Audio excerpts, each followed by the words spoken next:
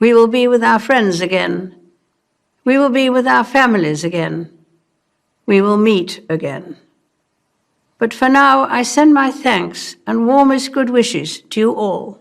Hi, kindly subscribe to Christocentric Message for me, and you will be blessed. But he has quite simply been my strength and stay all these years. And I and his whole family, and this and many other countries, owe him a debt greater than he would ever claim or we shall ever know.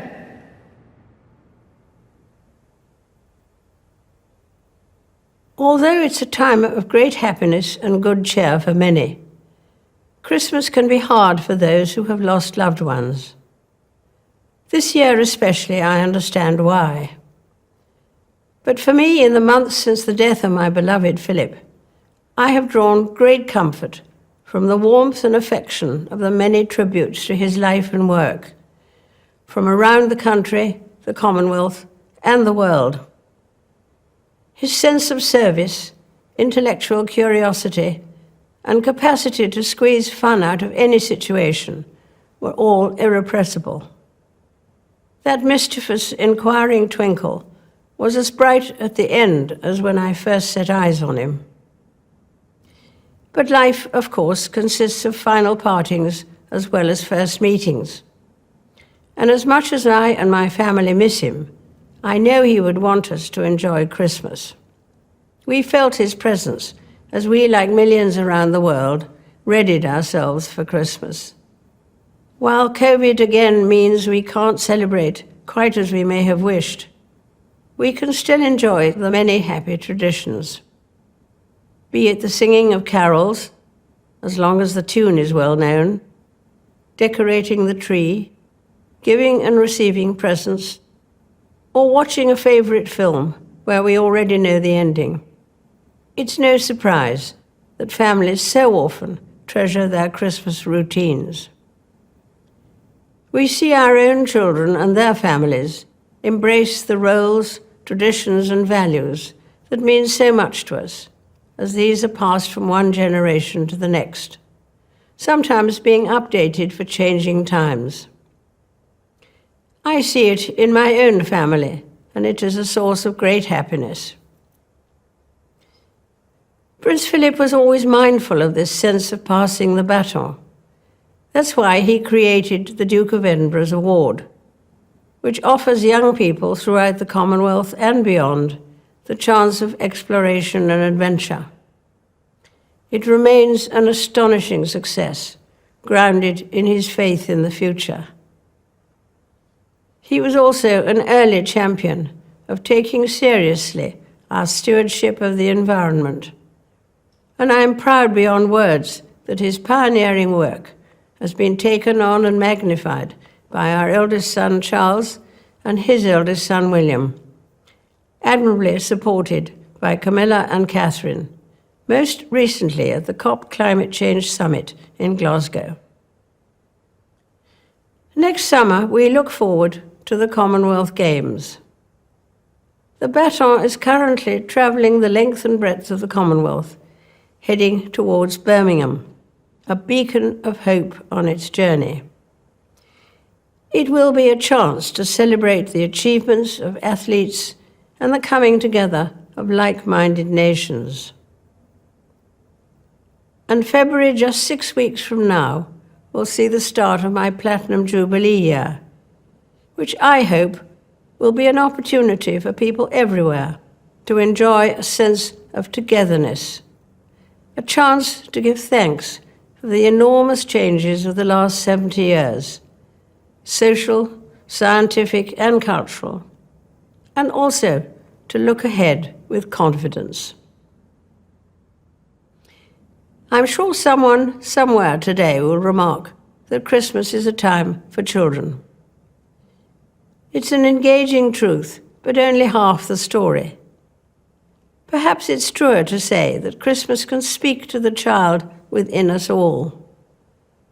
Adults, when weighed down with worries, sometimes fail to see the joy in simple things, where children do not. And for me and my family, Even with one familiar laugh missing this year, there will be joy in Christmas as we have the chance to reminisce and see anew the wonder of the festive season through the eyes of our young children, of whom we were delighted to welcome 4 more this year. They teach us all a lesson, just as the Christmas story does, that in the birth of a child there is a new dawn with endless potential. It is this simplicity of the Christmas story that makes it so universally appealing. Simple happenings that form the starting point of the life of Jesus, a man whose teachings have been handed down from generation to generation and have been the bedrock of my faith. His birth marked a new beginning. As the carol says, the hopes and fears of all the years are met in thee tonight. I wish you all a very happy Christmas. I'm speaking to you at what I know is an increasingly challenging time, a time of disruption in the life of our country, a disruption that has brought grief to some, financial difficulties to many, and enormous changes to the daily lives of us all. I want to thank everyone on the NHS frontline, as well as care workers and those carrying out essential roles, who selflessly continue their day-to-day duties outside the home in support of us all. I'm sure the nation will join me in assuring you that what you do is appreciated, and every hour of your hard work brings us closer to a return to more normal times. I also want to thank those of you who are staying at home, thereby helping to protect the vulnerable and sparing many families the pain already felt by those who have lost loved ones. Together we are tackling this disease, and I want to reassure you that if we remain united and resolute, then we will overcome it. I hope in the years to come, everyone will be able to take pride in how they responded to this challenge. And those who come after us will say the Britons of this generation were as strong as any, that the attributes of self-discipline, of quiet, good-humoured resolve, and of fellow feeling still characterize this country. The pride in who we are is not a part of our past. It defines our present and our future. The moments when the United Kingdom has come together to applaud its care and essential workers will be remembered as an expression of our national spirit, and its symbol will be the rainbows drawn by children. Across the Commonwealth and around the world, we have seen heartwarming stories of people coming together to help others, be it through delivering food parcels and medicines, checking on neighbours, or converting businesses to help the relief effort. And though self-isolating may at times be hard, many people of all faiths and of none are discovering that it presents an opportunity to slow down, pause and reflect in prayer or meditation. It reminds me of the very first broadcast I made in 1940, helped by my sister. We as children spoke from here at Windsor to children who had been evacuated from their homes and sent away for their own safety. Today, once again, many will feel a painful sense of separation from their loved ones. But now as then, we know deep down that it is the right thing to do. While we have faced challenges before, this one is different. This time we join with all nations across the globe in a common endeavour, using the great advances of science and our instinctive compassion to heal. We will succeed, and that success will belong to every one of us.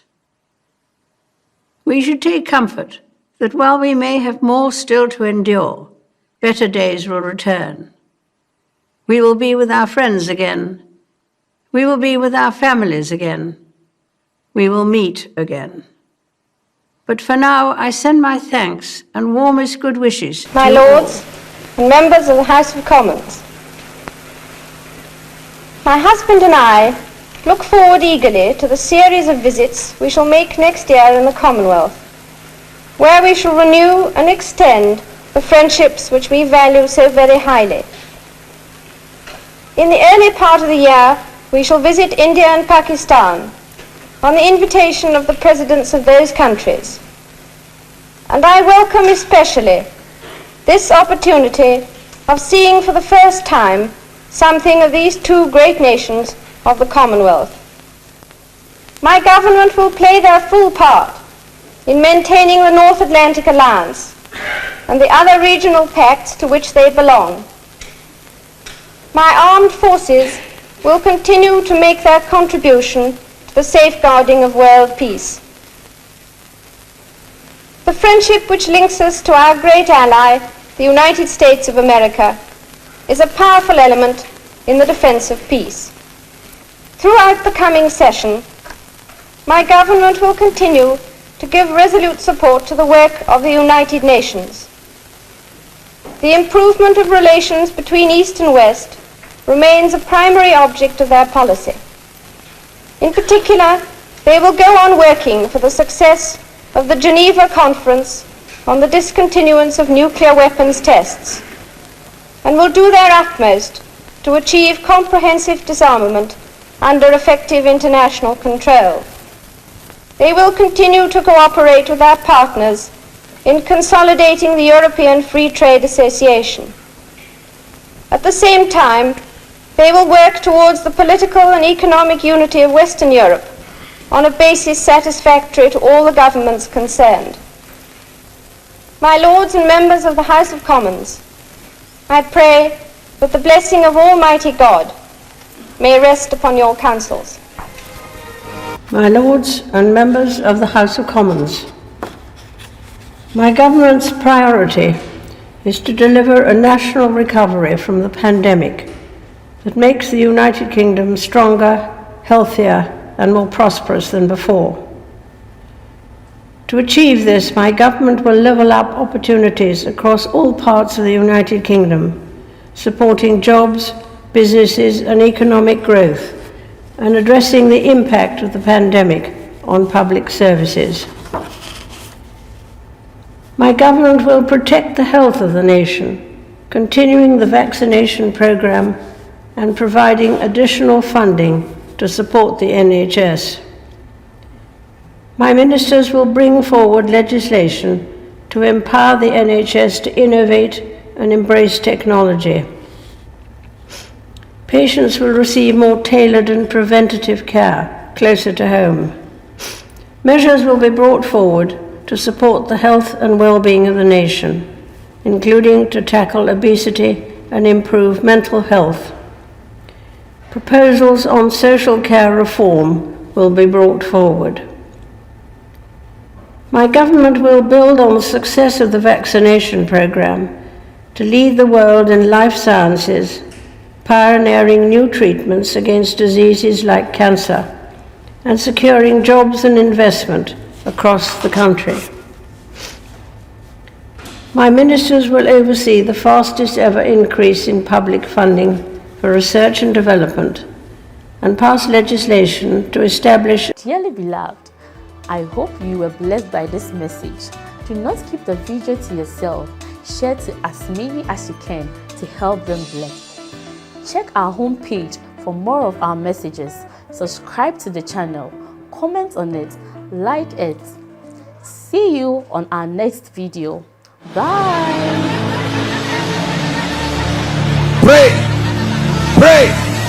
Pray for your destiny. Salaskade bashkana kata branda katekatos. Kete branda kata pakotos koto breketekelekata. The phase of development. Lord, grant me the discipline